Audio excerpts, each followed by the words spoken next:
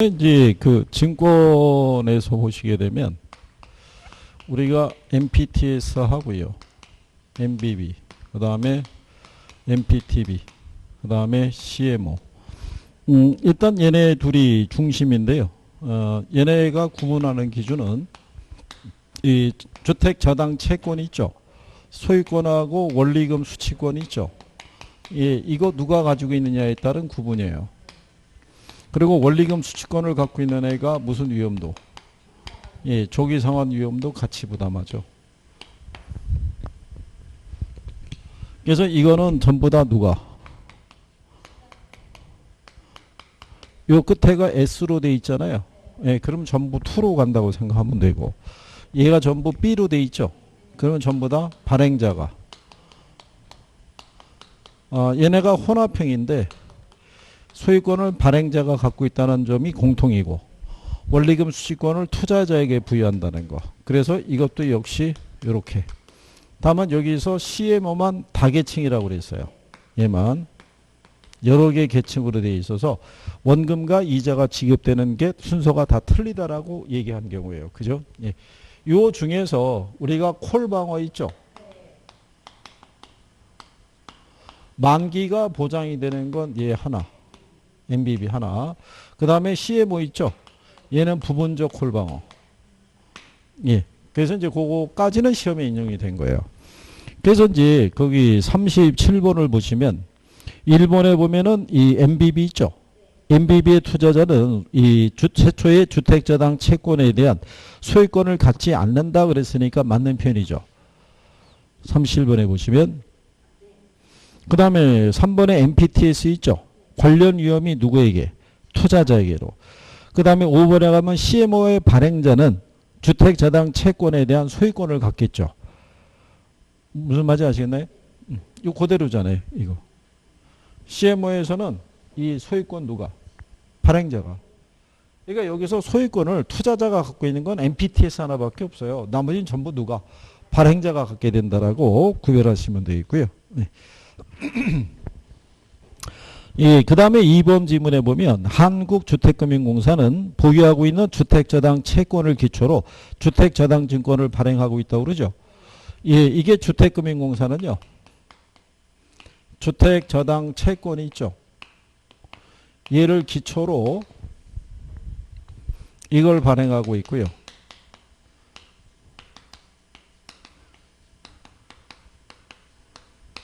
이 주택저당 채권을 담보로 주택저당 채권 있죠.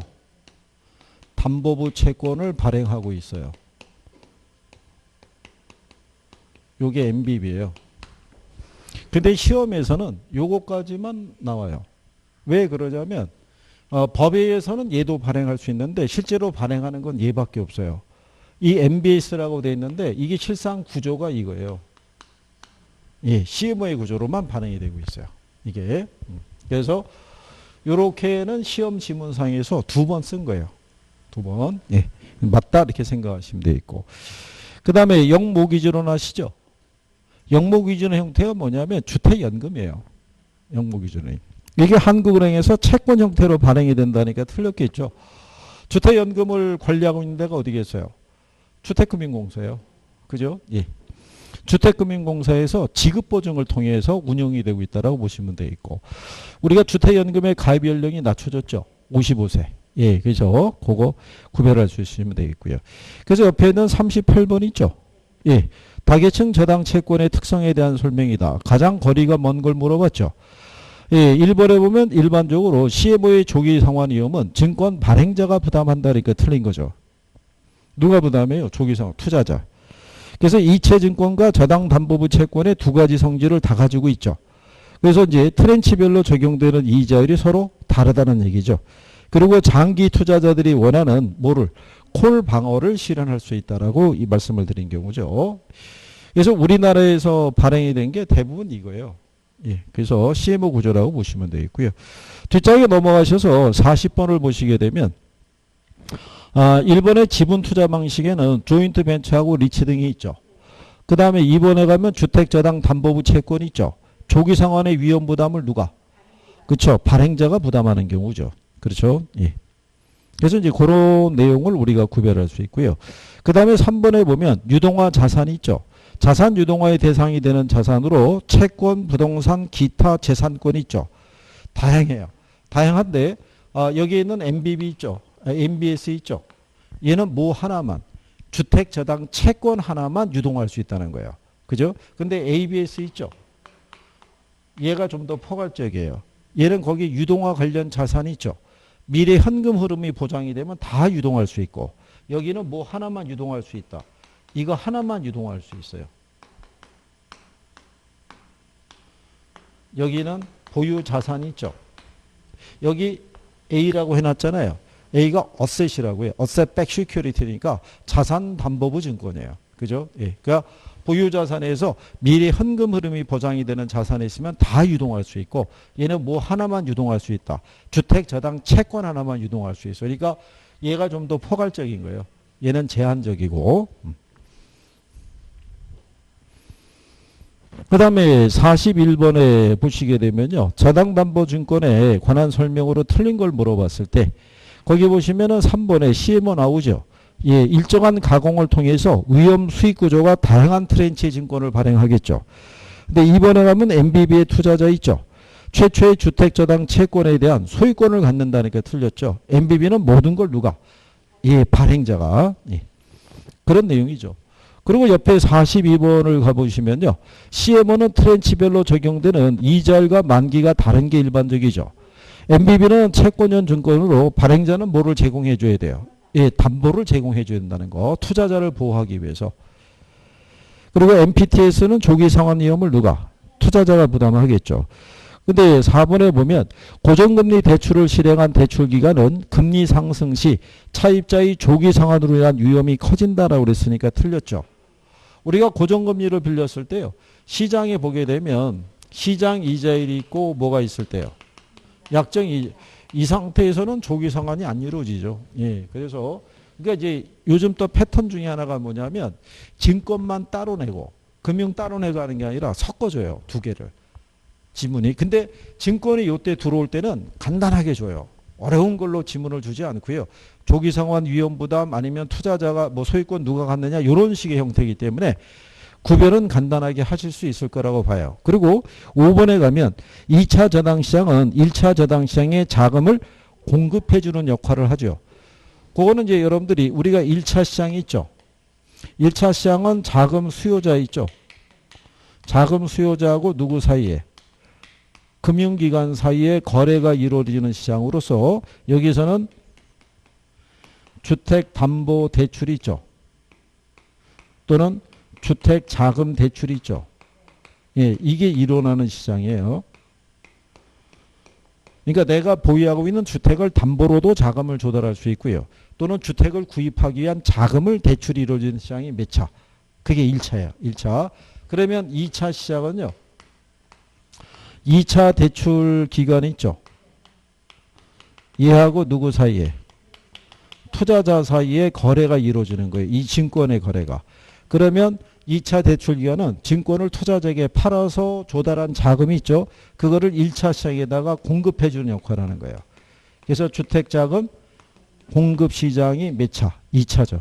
그래서 이거 팔아서 조달한 자금을 일로 공급해 주는 역할을 하는 게 2차 시장의 역할이라고 보시면 돼요. 그래서 오는 이제 기본적으로 구별이 되겠고요. 그러면 여러분들이 뒤에 넘어가시면 43번 있죠. 저당담보증권의 종류에 대한 설명이다. 옳은 거. 뭐 이런 형식으로 물어볼 수도 있을 거예요. 네 가지를 다 주고요.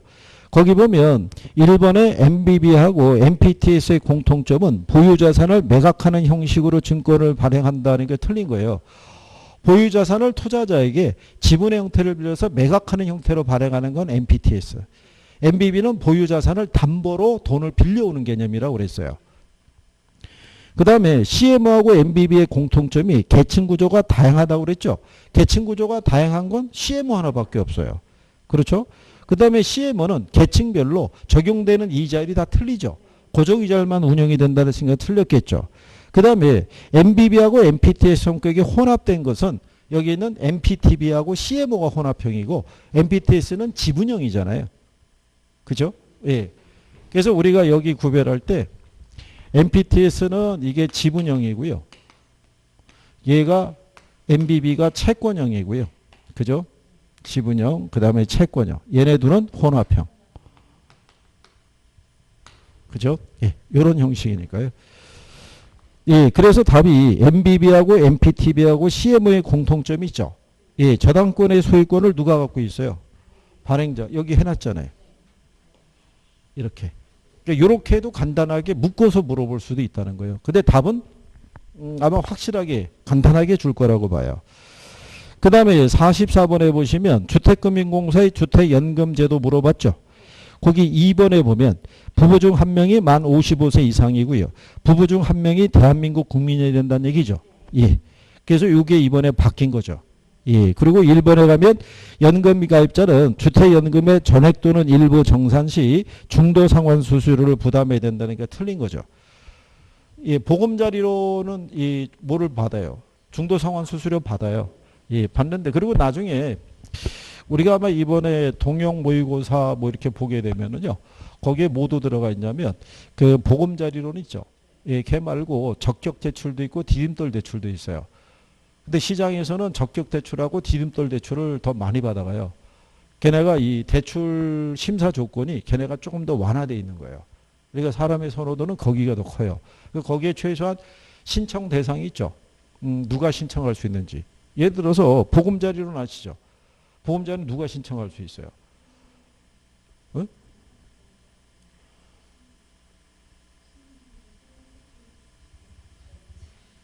아니요. 그냥 보금자리론요.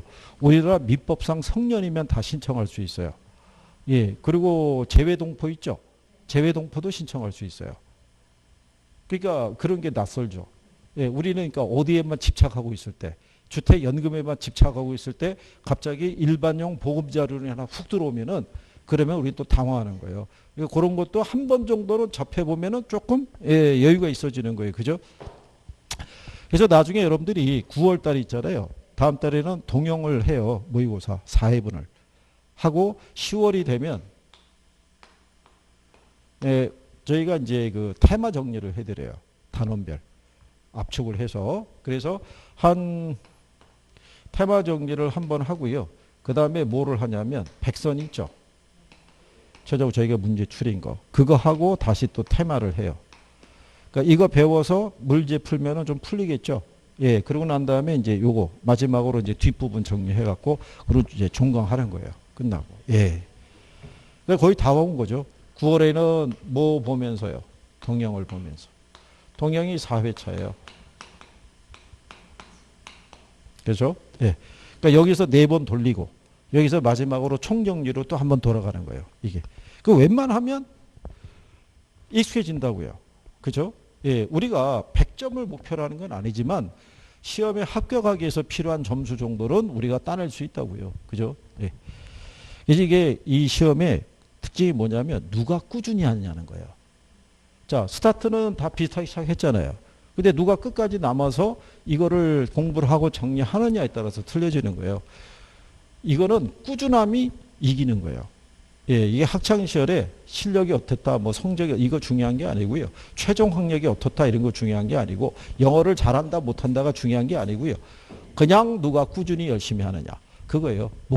목표를 가지고. 그러면 될 수 있다는 거예요. 그래서 이게 어떻게 보면은 약간 지루한 싸움일 수도 있어요. 한 10개월을 여기에다만 투자해야 되니까. 그러면서 스트레스도 받거든요. 실력이 한 번에 확 올라가지 않거든요. 계속 이러고 하다가 어느 순간에 커브가 딱 올라가기 시작하면은 쭉쭉쭉쭉 올라가요. 왜? 받아들이는 게 빨라지는 거예요. 지금은 여기서 우리가 문제를 풀 때 여러분들이 이거 처음 보는 거야. 모르는 거야라기보다는 대다수는 들어봤던 거예요. 그게 조금씩 인식이 빨라지는 거예요. 그러니까 기운들 내시고 그죠? 예. 자, 그다음에 이제 45번에 가시면요. 부동산 금융에 관한 설명으로 틀린 걸 물어봤죠. 여기도 마찬가지예요. 부동산 투자 회사하고 조인트 벤처는 지분 금융에 해당이 되겠죠. 원리금 균등 상환 방식에서는 상환 초기보다 후기로 갈수록 원금 상환분이 점점점 커지는 구조죠. 예, 그리고 4번에 가게 되면 주택저당 담보부 채권은요. 주택저당 대출 차입자의 채무 불이행이 발생하더라도 MBB에 대한 원리금을 발행자가 투자자에게 지급해야 된다는 거죠. 예, 그래서 얘가 만기가 보장이 되는 거예요. 전부 콜방호니까. 다계층은 다양한 형태의 증권을 발행할 수 있다는 게 특징이죠. 그래서 틀린 거를 3번을 준 거예요.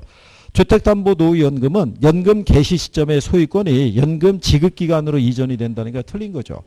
이제 나중에 청산할 때 그죠? 예, 중간에 소유권이 넘어가는 건 아니고요. 저당권에 관한 소유권은 넘어갈 수 있어요. 하지만 이 부동산 전체의 소유권은 그대로 소유자의 명의로 유지가 되다가 나중에 청산하면 이제 매각을 하는 개념이죠. 예, 그래서 그렇게 구별하시면 되겠고요.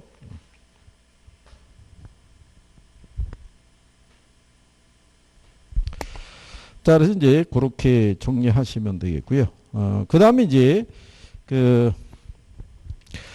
뒤를 넘어가시게 되면 부동산 투자회사 제도라고 있죠. 예. 여기도 시험상에서 출제가 되는 빈도가 높은 편이에요. 여기도. 근데 이제 여기서 부동산 투자회사의 종류 있죠. 자기관리가 있고 그 다음에 뭐가 있어요. 위탁관리. 그 다음에 뭐가 있다. 기업 구조조정. 여기서 실체가 있는 회사 있죠. 예, 주식회사는 얘 하나밖에 없어요. 그래서 얘네는 이 자산의 투자 운영이 있죠. 이건 얘네가 직접 해요. 근데 여기 있는 얘네들은 명목회사예요. 서류상의 회사이기 때문에 자산의 투자 운영을 직접 하지 않고요. 얘네 위탁을 줘야 돼요. 누구에게? 자산관리 회사에게. 그래서 이런 기본적인 회사의 성격도 물어봐요. 그래서 얘는 명목회사이기 때문에 본점에 지점 설치할 수 있다 없다? 예, 없어요. 상근, 예, 직원이라든가 상근 임원이 있죠. 예, 얘를 고용할 수는 없다. 뭐 이런 것들도 시험상에서 활용하죠. 그러고 난 다음에 이제 리치법으로 들어가셔가지고 우리가 설립 자본금이 있죠. 자기관리가 있고 위탁관리가 있고 그 다음에 누가 있을 때 기업 구조조정 부동산 투자회 있을 때 5억, 3억, 3억. 최저 자본금은 70억, 50억, 50억. 그죠? 예. 그 다음에 이제 그 주식 공모 있죠. 발행되는 주식의 얼마? 100분의 30 이상을. 얘는 그거 적용 안 받는다고 그랬죠. 일반의 청약에 적용이 돼야 되고요. 주식 분산이라는 게 1인당 주식 소유 한도예요. 100분의 50. 얘는 그거 적용받지 않는다고 그랬고요. 기억하시나요? 그 다음에 처분 제한 아시죠? 국내 부동산은 몇 년? 1년. 국외 부동산은 정관에서 정하라고 되어 있고요. 얘는 그 적용 안 받는다고 그랬고요. 그 다음에 자산 구성이 있죠. 총 자산의 100분의 80 이상을 예, 부동산 관련 유가증권 및 현금으로 돼 있어야 되고요. 이 중에 70% 이상이 뭐 해야 된다? 부동산에 된다는 조항이 있는데 얘는 그 조항 안 받고요. 그죠? 그 다음에 부동산 투자회사는 차입 및 사채를 발행할 수 있다 없다? 발행할 수 있다라는 거. 뭐 이런 게 기본적인 축으로 놓고 예, 정리를 할 수 있으시면 돼요. 그리고 이제 항상 알아두셔야 될 게 얘네는 명목회사이기 때문에 내부 통제 기준을 세우거나 얘네가 해야 될 거 얘네가 못해요. 그건 다 누가 대행해 주는 거예요? 예, 자산관리회사가. 그죠? 그러니까 투자자를 보호하기 위해서 직원에 대한 어떤 내부 통제 기준이 있죠. 그거는 얘네는 만들 수가 없어요. 서류상의 회사니까. 대행해서 얘가 만들 수 있고 얘가 만들 수 있죠. 작년에 그거를 위탁관리라고 해서 틀리게 준 거예요. 예, 그래서 그렇게 구별하시면 될 거예요. 자, 그래서 이제 거기 이제 뒤에 넘어가셔서 47번에 보시면 우리나라 부동산 투자회사에 관한 설명 중에서 틀린 걸 물어봤죠. 그래서 1번에 보면 자기관리는 실체가 있는 회사고요. 기업구조조정 부동산 투자회사는 명목회사죠. 자기관리 부동산 투자회사의 최저 자본금 규모는 70억이죠. 자, 그리고 3번에 보면 위탁관리 부동산 투자회사는요. 자산의 투자 운영 업무는 자산관리회사에 위탁을 해야 되고요.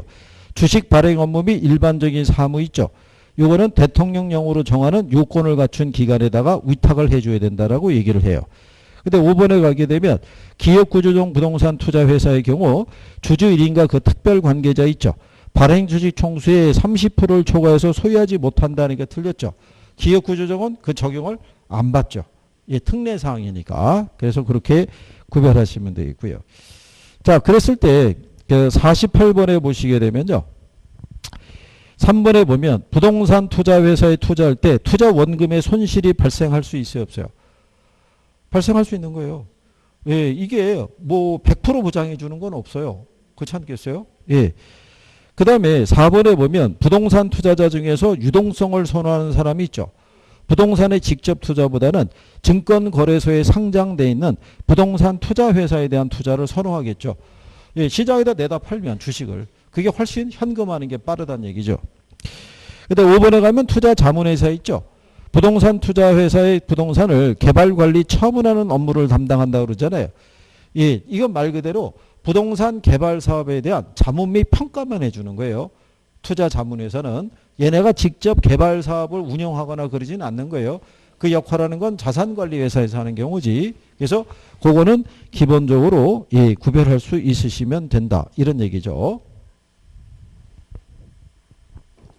여기도 법의 요건이 많지가 않기 때문에요. 필요한 것만 잘 정리하시면은 무난하게 그리고 확실하게 포인트를 줘요. 예, 답을 찾을 수 있게끔. 예. 그래서 49번에 가면요. 예, 틀린 걸 구하라고 그랬을 때 1번에 위탁관리 부동산 투자회사의 설립 자본금은 얼마? 예, 3억 이상으로 해야 된다라고 얘기를 하죠.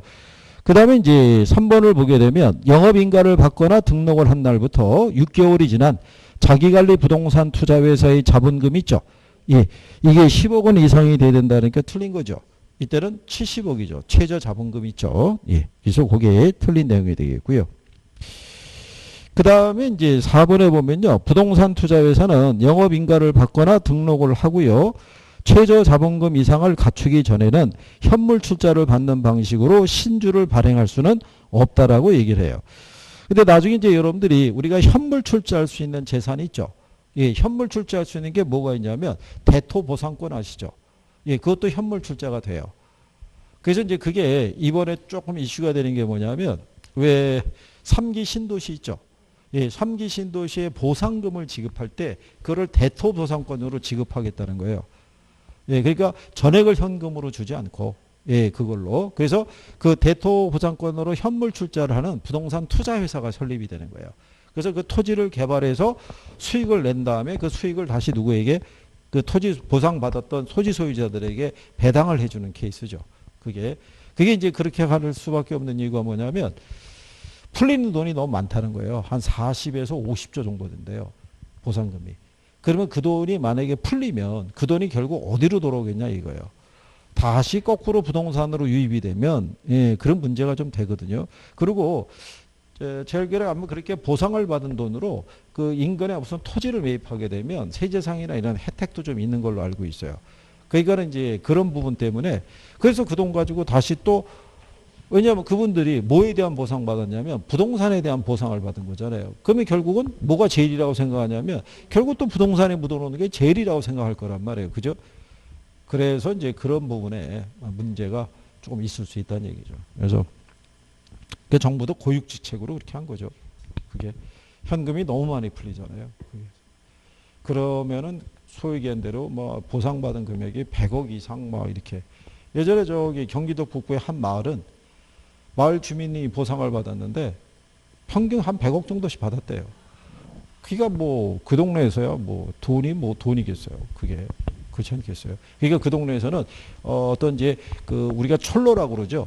시골에 가면 흔히 볼 수 있는 뭐 잠바에다 뭐 새마을 모자 쓰고 경운기 이렇게 달달달달 몰고 가는 사람도 100억의 자산가 있을 수도 있다는 얘기죠. 그런 데 가면 지나가는 사람 조심해야 된다는 얘기죠. 결코 무시해서는 안 된다. 뭐 그런 얘기죠.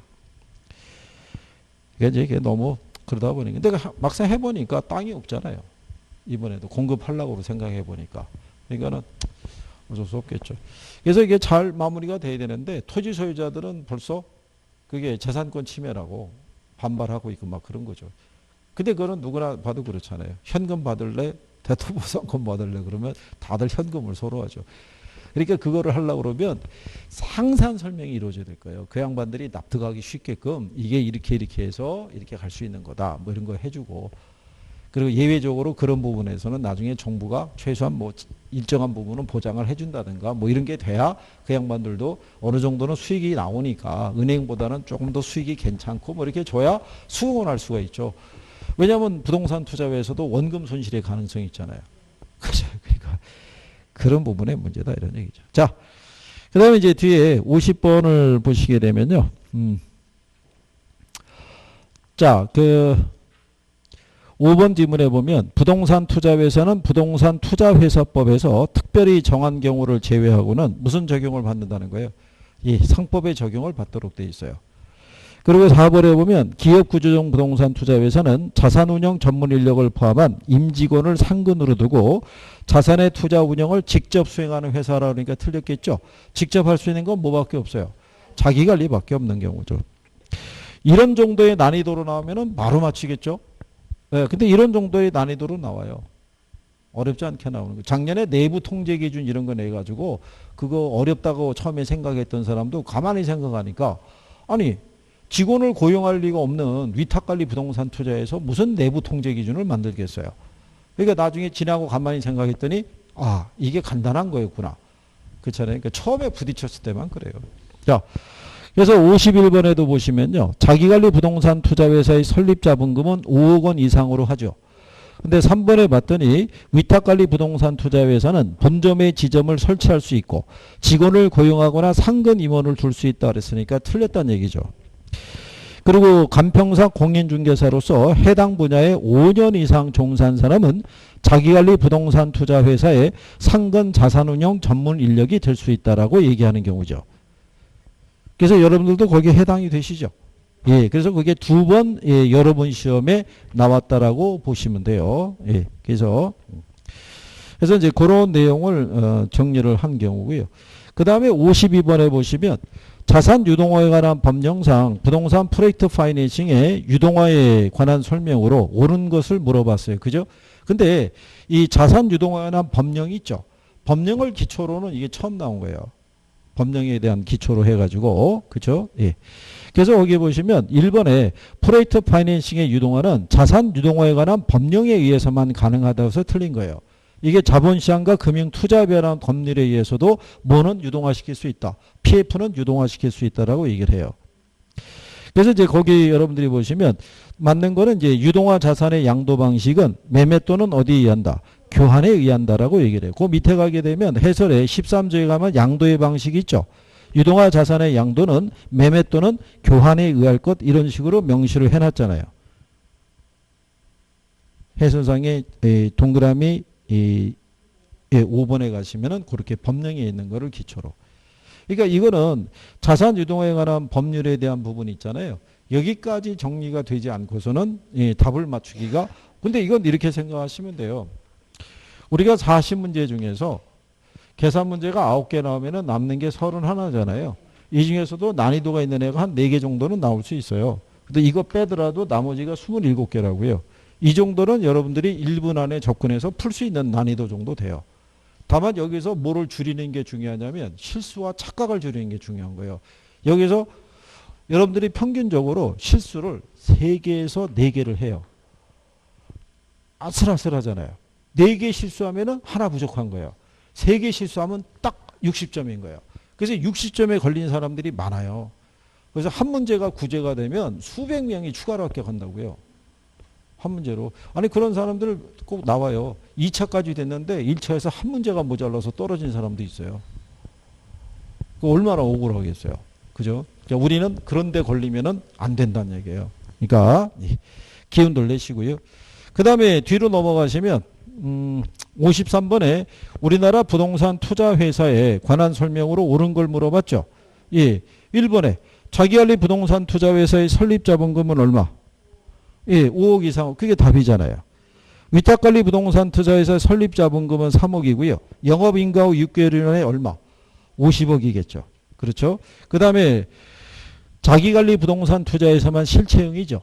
예, 기업구조적은 해당이 안 되잖아요. 예. 그리고 부동산 투자회사는 금융기관으로부터 자금을 차입할 수 있어요, 없어요? 차입할 수 있죠. 사채도 발행할 수 있고. 그죠? 예. 그리고 54번이 이제 이게 또 작년에 나온 거죠.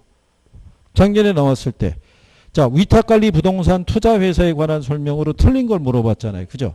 1인당 주식 소유 한도가 제한이 되죠. 얼마? 100분의 50. 그죠? 예.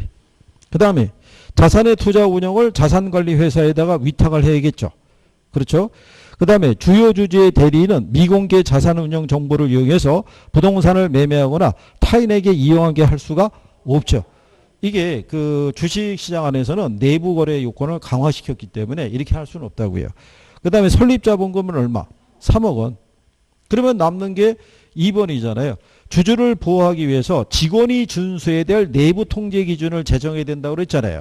근데 위탁관리는 직원을 고용하거나 상근 임원을 줄 수가 없잖아요. 그러니까 직원을 위한 내부 통제 기준을 마련할 이유가 없죠. 그럼 그 기준을 마련하는 건 얘네 업무를 대행하는 자산관리회사, 그 다음에 자기관리 부동산 투자에서만 가능한 경우죠. 무슨 말인지 이해하시겠죠? 예, 그래서 그렇게. 그 다음에 이제 뒤로 이제 한 페이지 넘어가시게 되면 프레이트 금융이라고 나오죠.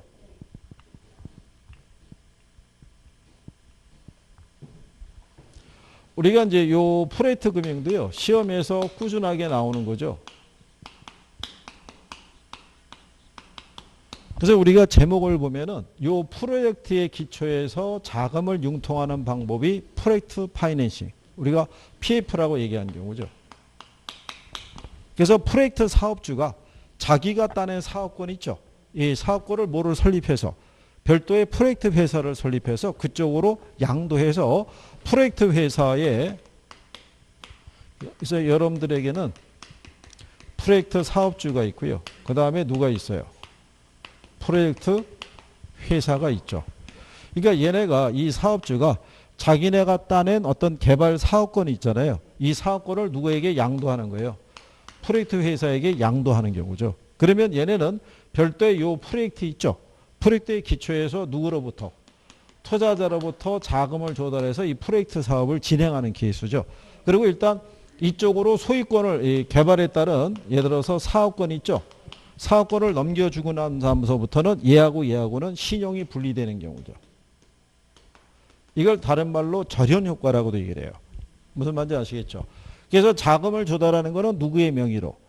프로젝트 회사의 명의로. 그러니까 프로젝트 사업주의 대차 대조표에는 안 나타나죠. 그래서 우리가 무슨 효과가 있다고 그래요? 부의 금융 효과가.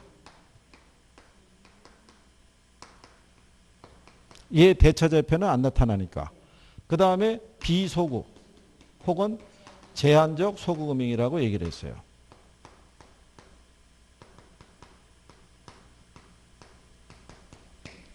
그 다음에 얘네는 뭐를 배분할 수 있다. 왜냐하면은 이거는 신규 프로젝트란 말이죠. 기존에 투자자가 없잖아요. 그럼 여기 투자한 사람들 중에 보면 지분 형식을 빌려서 투자한 사람도 있고 돈을 빌려주는 개념으로 들어간 사람도 있잖아요. 거기에 따라서 부담하는 리스크의 크기가 어떻게 돼요? 틀려지겠죠. 그 다음에 여기 있는 이 프로젝트 회사는요, 투자자로부터 자금을 조달해서 이 사람들에게 다시 수익을 뭘 해줘야 돼요? 지급을 해줘야 되겠죠. 그 수익은 어디에만 의존한다고 그랬냐면 현금 흐름에만. 그러면 이 프로젝트 사업부터 발생하는 현금 흐름이 있죠. 이거를 이 프로젝트 회사가 관리하도록 하면 안 되죠. 그래서 이 현금 흐름을 별도로 관리하기 위해서 뭐를 설정하는 거예요? 예, 에스크로우 계정 있죠. 이걸 우리가 결제 위탁 계정 이렇게 되겠다 그러죠. 예, 이거를 토대로 투자자에게 우리가 지급하는 그런 케이스라고 얘기했어요. 기억하시나요? 예. 그래도 많이 좋아진 거죠. 처음에 프로젝트 금액 갖고 나오면은 이거 다 머리 아팠잖아요. 그죠? 근데 지금은 이 수치도 익숙해지고 프로젝트 금액이 뭔지도 그래도 어렴풋이나마도 알게 되고 그러니까 용어 나오면은 좀 알 수 있을 것 같고 뭐 그런 거죠. 자, 그래서 이 56번에 보시면 부동산 금융 및 투자에 관한 설명으로 틀린 걸 물어봤죠. 이것도 작년에 나온 거예요. 거기 보시면 프로젝트의 채무 불이행 위험이 높아질수록 대출 기간이 요구하는 금리가 높아질 수 있어요, 없어요? 높아질 수 있죠.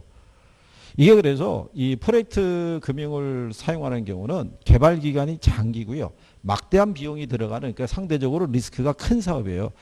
근데 성공하기만 하면 높은 수익도 기대할 수 있죠. 그러니까 원래 유전 개발에 쓰던 방식이에요. 말 그대로 터지면 대박이 나는 경우죠. 근데 안 되면 그렇죠. 돈만 지출이 되고 끝나는 경우도 있죠. 그래서 그런 내용을 얘기를 하겠죠. 그래서 자본환원율은요, 자본의 기회비용과 프로젝트에 대한 뭐를 반영하냐면 투자 위험을 반영한다고 그래요. 그럴 때 분양형 개발 사업의 핵심 상환 재원이 있죠. 이거는 준공 이후 발생하는 임대료 관리비 등의 영업현금 흐름이 아니라 분양을 통해서 발생한 수익을 갖고 주는 거죠. 임대용이면은 이걸 갖고 주겠죠. 그래서 그런 내용을 구별할 수 있고요. 그리고 실상은 거기 5번에 보면 자본환원율이 상승하죠. 그러면 부동산 자산 가격이 하락 압력을 받기 때문에 신규 개발 사업 추진이 어려워져요. 이게 조금 어려운 내용이에요. 여러분들이 자본환원율 배운 거 기억하시나요?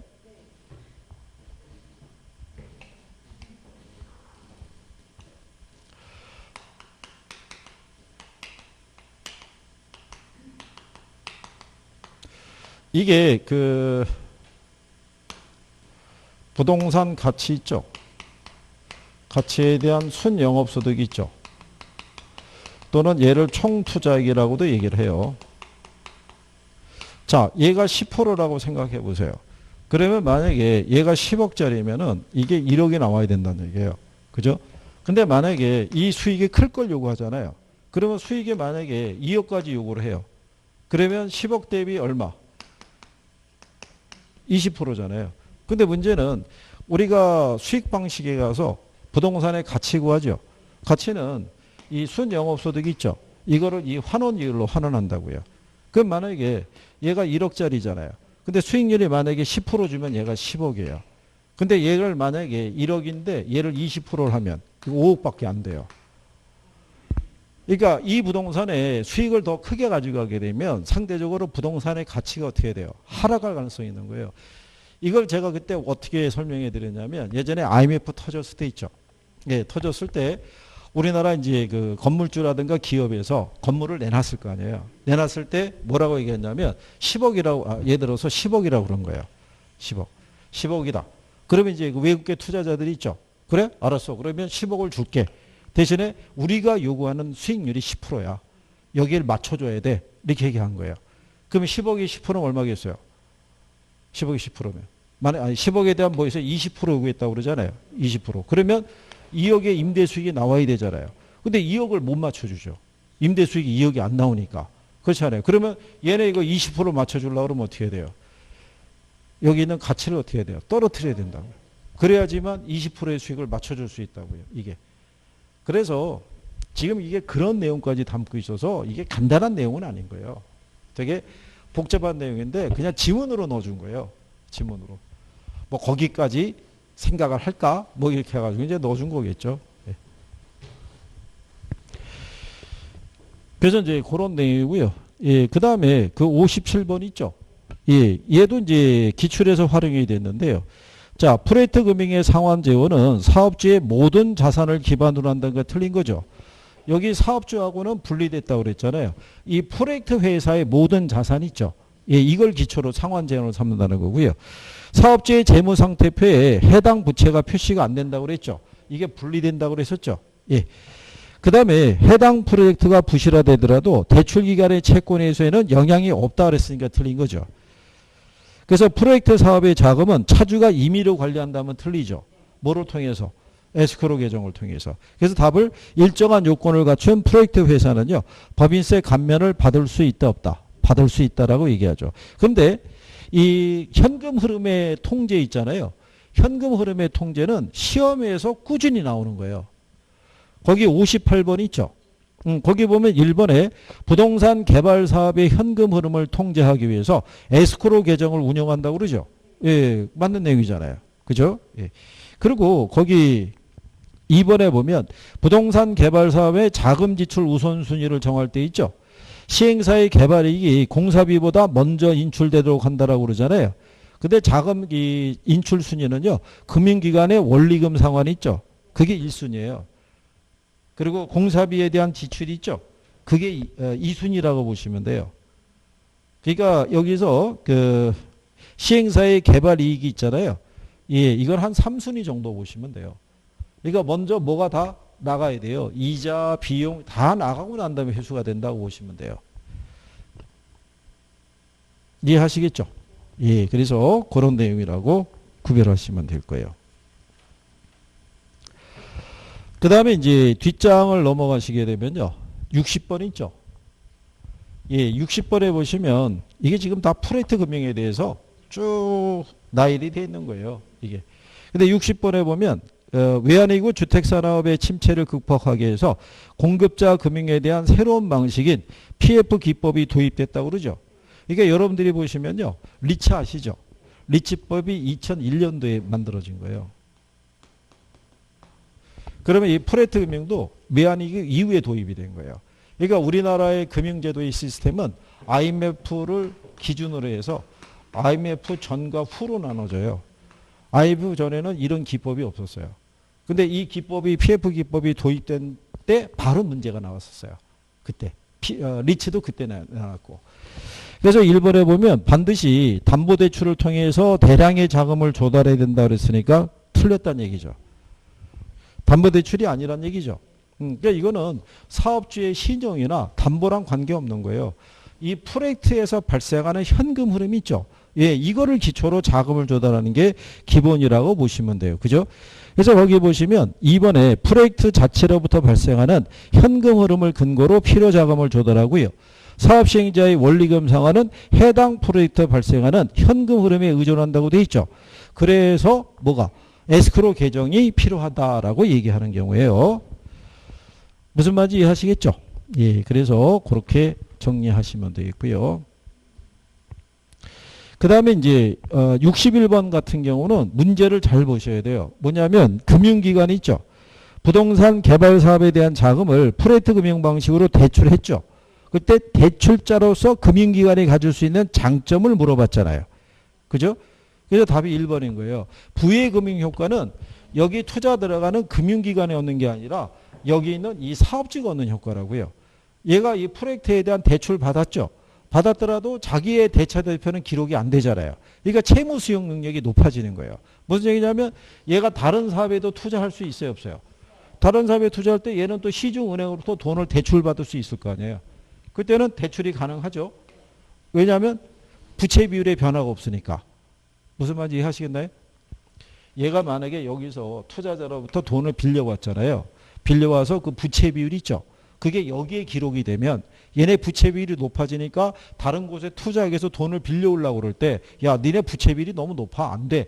그게 안 나타난단 말이죠. 그러니까 얘네는 별도로 자금을 어떻게 해야 돼요? 추가로 대출받을 수 있는 여력이 확대가 된다는 거예요.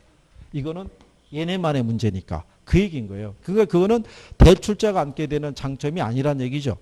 프로젝트 사업주가 얻을 수 있는 장점이다. 이런 얘기가 되겠죠. 무슨 말인지 아시겠나요?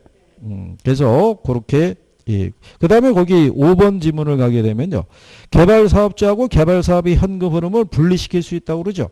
그래서 개발 사업자의 파산이 개발 사업에 영향을 미치지 못하게 할 수 있죠.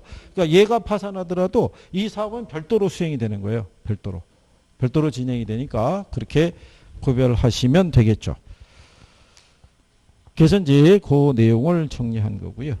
그 다음에 이제 뒤로 넘어가시면 63번은 그냥 참고하셔도 될 거예요. 이게 메자닌 금융이 있죠. 이게 주식과 채권의 양면성을 가진 거라고 그랬죠.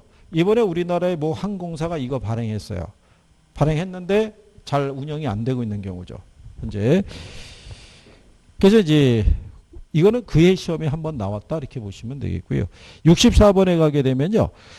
PF 방식에 의한 개발 사업 시 금융기관이 위험을 줄이기 위해서 취할 수 있는 조치가 아닌 것 있죠. 이건 상식적으로 준 거예요. 5번에 가면 시행사 개발이익의 선지급이라고 그랬잖아요. 그럼 틀리죠. 예. 이렇게 해서도 출제가 됐던 선례가 있어요. 이렇게 해서. 그래도 많이 어쨌든 간에 용어나 이런 것들은 조금 좋아지신 거고 조금 세부적인 거는 우리가 이제 문제를 어떻게 해야 돼요? 좀 더 이제 풀어가면서 또 할 수 있어요. 지금은 순서대로 가고 있는 거예요. 지금은 앞에 총론서부터 해서 이렇게 가고 있잖아요. 그러니까 이게 적게는 한 달부터 최대 2달 사이에 다시 듣는 건데 우리가 이제 9월 달에 할 때는 이걸 한 번에 한다고요. 한 번에. 일주일에 한 번씩. 이렇게 해서 4번이 돌아가는 거예요. 4번이. 그러니까 이제는 남는 게 좀 더 많아질 수가 있죠. 그래서 결국은 제가 그랬잖아요. 반복이라고. 무수히 많은 반복을 시켜서 여러분이 잊어먹지 않게끔 머리에다가 밴드 딱 채워가지고 타이머 설정해서 들여보내는 거예요. 그래서 10월 31일 날 오전 9시 반 있죠. 예, 이때 그게 터지도록 빵 하고 터져서 문제를 풀고 그저 이 바닥을 뜰 수 있도록. 가끔 불량품이 하나씩 있을 수가 있어요. 그죠? 예, 많은 건 아닌데. 예, 그래서 일단 여기까지 하셨고요. 다음에 이제 개발 및 관리론에 대한 거.